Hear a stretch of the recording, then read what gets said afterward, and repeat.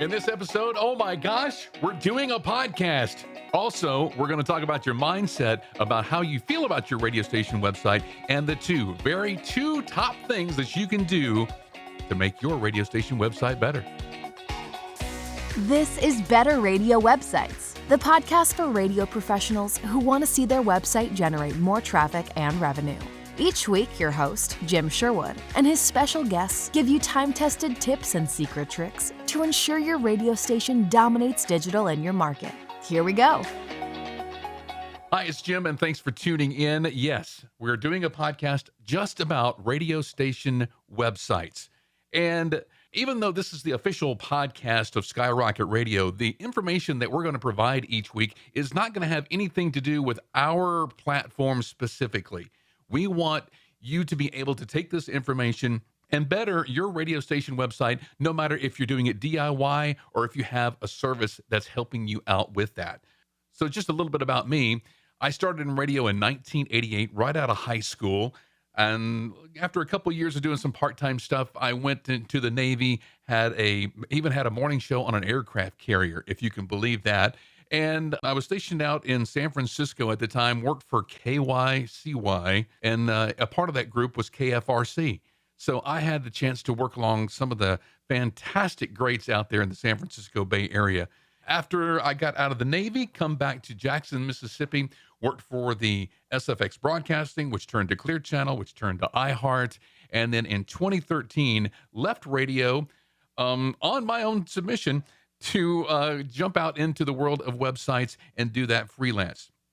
Now, after about 6 or 7 months, I was asked by the Mississippi Association of Broadcasters to come and give a talk to radio station groups about how they could better their web presence. I was in the trenches along with them, so I knew a little bit about that. And then at that meeting, I recognized that there's folks out there that are struggling. Even if they have a website partner, they've been kind of left to themselves about how to the right ways to do things online and the things that they shouldn't be doing and that sort of thing. And that's where Skyrocket Radio really came from. It came from just a progression of being a digital online person within the Clear Channel space, and then going off and doing my own thing. And that's what we've been doing for the last 8 or so years. And finally, I get a chance to do a podcast and actually talk to you about it and actually convey some of the things that I've learned over the last 7 or 8 years plus.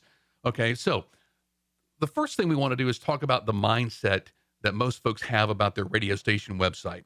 And it's not that great, actually. If you think about it, I mean, the smaller markets, everybody is so busy. The staff is a problem. If you have a number of the number of staff that you have that you can devote to a radio station website, that's going to be an issue. Doesn't matter what market you're in. We had a problem with that here in Jackson, Mississippi, when we had, quite a few number of staff on there. And so, staff is always going to be a problem. But if you can adjust your mindset a little bit, you're going to see that, okay, there is a need for somebody on staff to focus on this a little bit. Because I tell folks, don't think of the radio station website as something that you have on the side that you're just using as a tool. Think of the website actually as another radio station that is simulcasting what you have on air. So if you can adjust your mindset and kind of get in that frame of space where, okay, let's say you have one radio station. I don't have one radio station. I actually have two. And this thing online is simulcasting everything that we do on air.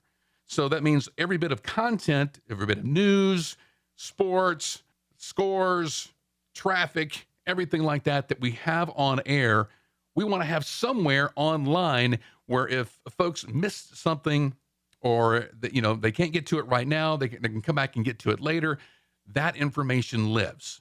Okay. And that's actually, if you think about it, it's better than being on the radio because you can come back and get to it later. And you don't want to think about Facebook as being that way because Facebook is actually a tool that you rent. You don't own that. You can't make any money with Facebook or Twitter or name off your other social media, okay? Those are tools that you rent, but everything that you do there should point back to the tools that you own, which is the website. And so adjust your mindset in that way of actually thinking about the website as a another radio station, not an extension of the one of the radio station, another radio station, a totally separate property with the same brand. And you should brand your website exactly the way you do your radio station. Whenever folks go to the website, it should be a visualization of what they see in their mind when they think about the radio station. That makes sense? All right. So once you have that mindset, okay, cool. We're on board. We have this other property that we're going to start devoting time into. But if you had another radio station, you'd probably dump a lot of time into making sure that was right. Am I right? So you do want to devote time to make sure that your website is legit. And the first thing is content. That's one of these two top things that you need to make your website better, and that's content. When you sit down and you have the radio station and you're trying to figure out, okay, we have this brand new signal. What are we going to do with it? And okay, so the format is going to be what? And then, okay, now we have the format down. What are the shows that we're going to put on there? Are we going to do music all the time? We're going to do this. We're going to do that.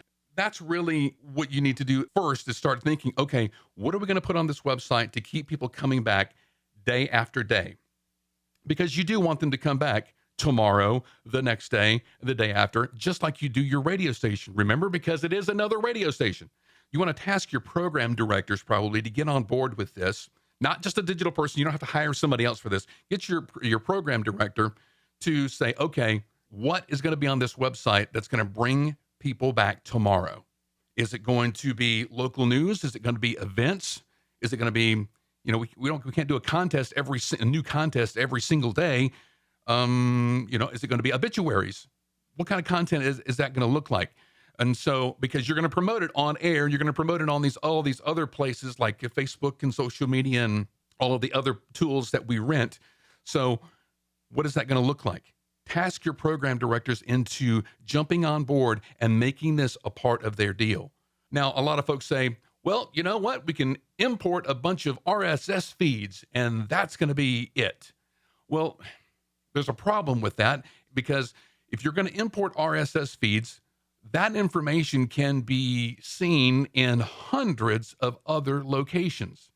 All right. So that information is going to be really easy to find somewhere else. Okay. If somebody does a search for it, unless you have a really established website, that information is not going to be seen. You're not going to show up in a search engine result for that. We suggest that folks import RSS feeds only to flavor local content, which is the big, should be the big draw of your radio station website. Local news, local sports, local events, obituaries, anything that you can do locally that is going to be your bread and butter of your radio station websites, because you can't find that information anywhere else. Okay. And so if you're thinking about putting an RSS feed on your website, you can do it to kind of flavor, but don't let it be the main course. And by all means, never, ever, ever put an RSS feed on your radio station website that lists out that every link on that RSS feed is a link to somewhere else. We see it so many times on station websites. There's links to CMT and MTV and Rolling Stone and everywhere else, Fox News. And really, if you look at those, and there's like 6 or 10 little links and headlines and nice little photos to go along with them. And those are 6 to 10 reasons that you're giving people to leave your website. Check out this headline. It's somewhere else. And so that would be like you having an ad for your competitor on your, on air, a promo.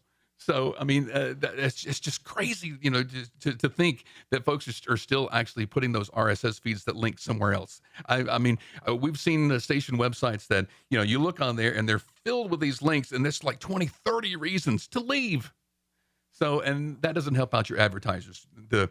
What you want to do is you want to generate traffic back to your website on a consistent basis so you can build those numbers so your advertisers can see, oh, I got 5,000 more impressions this month over last month, or 20,000 impressions over last month. I need to keep advertising. All right. So be sure that you have great content on your website. That's the number one thing. Number 2, promote the content. Do not promote your website. promote the content, because we hear on air that a lot of folks say, and this and this and this and this, and we have great stuff on so and so fm.com. And well, I mean, okay, you're promoting an address. You're not giving me the reason why I should go there. And so that would, it'd be like promoting an address and not giving what the business does. So everything's going to lead back to the website, whether you do it on air, you do it social media, newsletter, mobile app, any of these other places that you engage with your listeners, it's going to point back to the website constantly. Okay.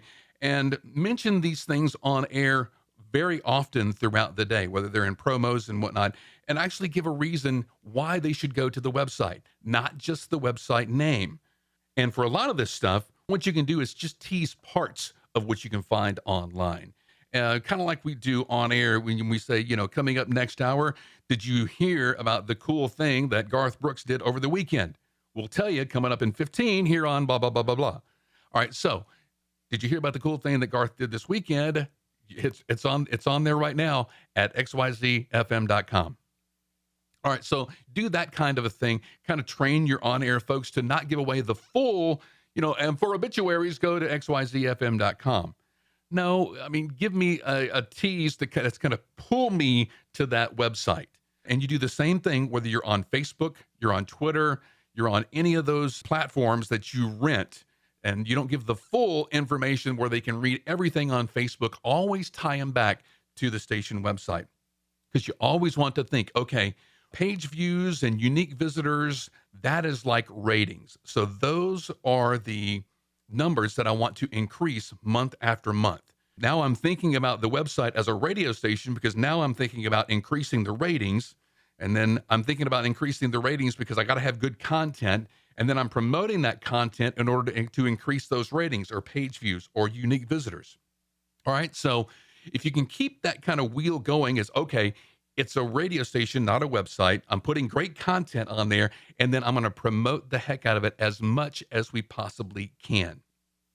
When you get that, then you have the right mindset and the right base in order to make your radio station website better every single day. All right?